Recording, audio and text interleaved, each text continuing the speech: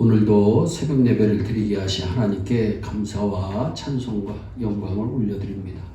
우리 다 함께 사도신경으로 신앙 고백하신 후에 찬송가 330장을 부르신 후 이사야서 28장의 말씀을 꼭 읽으신 다음 오늘 말씀을 듣도록 하겠습니다. 신자가 세상을 살아가기 위해서 필요한 지혜 가운데 하나는 하나님이 주신 것 안에서 쓰면서 살아가는 것입니다. 그런데 문제는 하나님께서 주신 것에 만족하지 못한다는 것입니다. 언제나 부족함을 느끼면서 사시는 분이 많을 것입니다. 사람이 무엇 때문에 돈의 부족을 느낍니까? 그것은 돈이 있어야 자신의 욕망을 달성하며 살 수 있기 때문입니다. 우리가 사는 환경이 좋아지면 좋아질수록 소위 문명이 발달할수록 사람의 욕구는 그만큼 더 확장되게 되어 있습니다.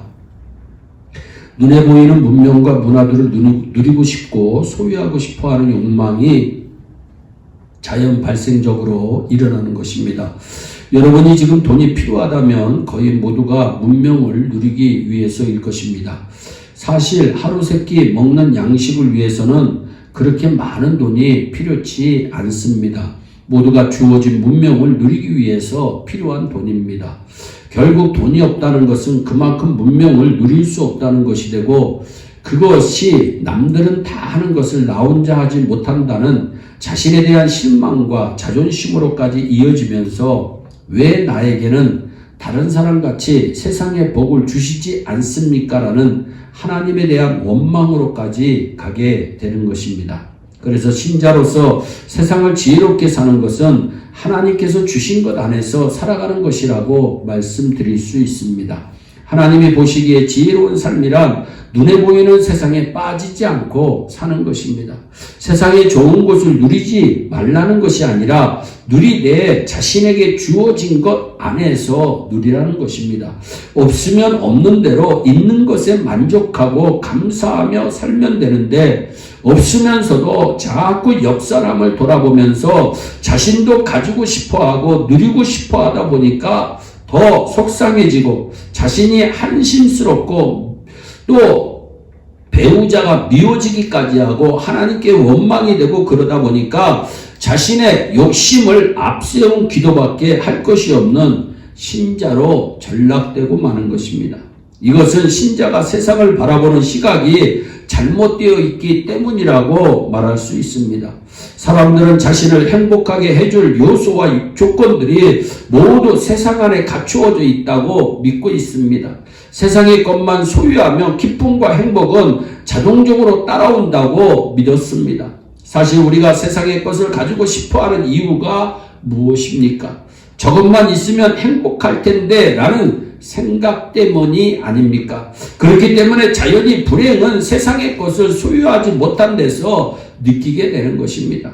그러나 이사야 선지자는 세상을 바라보는 시각이 완전히 달랐습니다. 이사야 선지자는 한마디로 세상을 망하는 장소로 보았습니다. 아무리 좋은 것으로 가득 차고 화려하고 기름진 것들이 차고 넘치는 세상이라고 해도 이사야에게는 점차 쇠잔해가는 꽃으로밖에 보여지지 않았던 것입니다. 1절 말씀에 보면 영화로운 광같이 기름진 골짜기 꼭대기에 세운 성이여 쇠잔해가는 꽃 같으니 화 있을진저라고 말씀합니다. 에브라임은 북쪽 이스라엘을 지칭하는 말입니다. 그리고 에브라임의 교만한 면류관이란 북쪽 이스라엘의 수도였던 사마리아를 말합니다. 당시 수도인 사마리아는 북쪽 이스라엘의 부요함과 번영의 상징이었는데, 사마리아도 이사야의 눈에는 단지 쇠잔해가는 꽃으로 보여졌던 것입니다. 이사야는 하나님께서 강하고 힘있는 나라인 아수르를 들어서 에브라임을 심판할 것임을 알고 있었기 때문입니다. 결국 에브라임의 마지막을 알고 있는 이사야의 눈에는 자신들의 부요함과 번영의 상징으로 여기는 사마리아가 점차 쇠잔해져 가는 꽃으로 밖에 보일 수 없습니다. 이것이 이사야 선지자가 세상을 바라보는 시각입니다. 당시 에브라임은 세상의 부와 번영에 취해서 살아갔던 것입니다. 이것을 이사야 선지자는 술 취한 자로 표현합니다. 세상에 빠져 살아가는 모습들이 꼭 술에 취한 사람 같다는 것입니다. 한마디로 정상이 아니라는 뜻입니다. 3절 말씀에도 에브라임의 술 취한 자들의 교만한 면류관이라고 말씀하고 7절에는 북쪽 이스라엘만 그런 것이 아니고 유다까지 독주와 포도주에 취한 자처럼 세상을 살아가고 있다고 말씀합니다. 이사야가 바라보는 세상은 정상이 아니었습니다. 술 취한 사람이 정신을 차리지 못하고 비틀거리며 제자리를 찾아가지 못하고 엉망인 것 같이 지금 에브라임이나 유다가 그와 같이 엉망으로 살아가고 있다는 것입니다.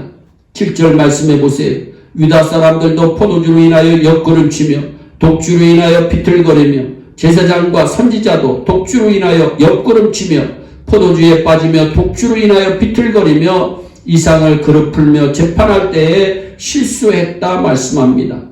이것이 당시 유다 사람들과 제사장, 선지자들의 모습이었습니다. 오늘날로 말하면 성도라고 하는 사람들과 목사들의 모습입니다. 모두 같이 취해 있습니다. 어느 한쪽이라도 취하지 않고 정상적으로 살아가면 취한 자를 나무라기도 하고 잘못 가는 길을 바로 잡아주기도 할 것인데 모두 같이 취했으니 결국 다 같이 잘못된 길로 빠지지 않을 수 없는 것입니다. 그러면서도 자신들이 잘못된 길로 가는 줄을 모릅니다. 왜냐하면 다 같이 취해 있기 때문입니다.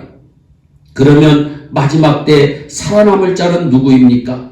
5절 말씀에 그날의 만군의 여호와께서 그 남은 백성에게 영화로운 면류관이 되시며 아름다운 화관이 되실 것이다 말씀합니다. 그날이란 하나님께서 교만한 자들, 술 취한 자들을 모두 치시는 날입니다. 그날에 남은 백성이 있는데 이들은 겸손한 자들입니다. 그리고 이들이 겸손할 수 있었던 것은 세상이 바로 망할 세상이라고 바로 볼 수 있었기 때문입니다. 하나님, 우리는 멸망받을 죄인입니다. 이렇게 자신을 볼 줄 알았던 겸손한 사람들에게 하나님께서 손수 주시는 영화로운 면류관, 아름다운 화관이 있는데 그것은 바로 하나님 자신입니다. 놀랍게도 하나님께서 마지막 때 남은 백성, 겸손한 백성들의 면류관, 화관이 되어 주신다고 말씀하십니다. 이것을 신자들이 바라보고 살아야 합니다. 사람들은 세상에서의 면류관을 쓰기를 원하지만 그것은 교만한 것입니다. 신자에게 세상의 면류관에 비할 바 없는 하나님의 면류관이 있습니다. 이 면류관의 소중함을 안다면 과연 세상에 취하고 돈에 취하고 쾌락에 취해서 살아가겠습니까? 사랑하는 여러분, 술 취한 자와 같이 살아가는 이 시대에 우리가 찾아야 할 것은 진리의 말씀입니다. 지금 세상 구석구석은 멸망의 요소들로 가득 차 있습니다. 언제 멸망할지 모르는 안타까운 시대입니다. 이 세상에서 위대해지고 힘을 가진 자가 되려고 하지 말고 마지막 때에 하나님께서 면류관이 되어주시는 겸손한 사람, 남은 백성이 되기 위해서 살아가시기를 바랍니다. 술 취한 세상에서 취하지 않은 자로 산다는 것은 무척 힘이 듭니다. 하지만 하나님은 그것을 기억하시고 분명히 갚아주시는 분이십니다. 그때까지 참으면서 우리 함께 세상에 취하지 말고 말씀대로 살아가는 진실된 신자 되시기를 예수님의 이름으로 축원합니다. 기도하겠습니다. 사랑의 하나님 아버지, 이사야 선지자는 번영하는 이스라엘의 모습들을 보면서 망하는 쇠자라는 꽃과 같다고 말씀을 합니다. 하나님, 우리 예일의 성도들은 세상을 바라보지 않게 하시고 세상의 면류관을 바라보지 않게 하여 주시고 하나님의 면류관을 바라보며 살아갈 수 있도록 세상에 소망을 두지 말고 하나님께 소망을 두며 살아갈 수 있도록 주여 큰 은혜를 베풀어 주시옵소서. 감사하고 예수님의 이름으로 기도하옵나이다. 아멘. 우리 다 함께 주기도문으로 예배를 마치시고 각자 개인 기도하신 후에 오늘도 주 안에서 승리하는 복된 하루 되시기를 바랍니다. 감사합니다.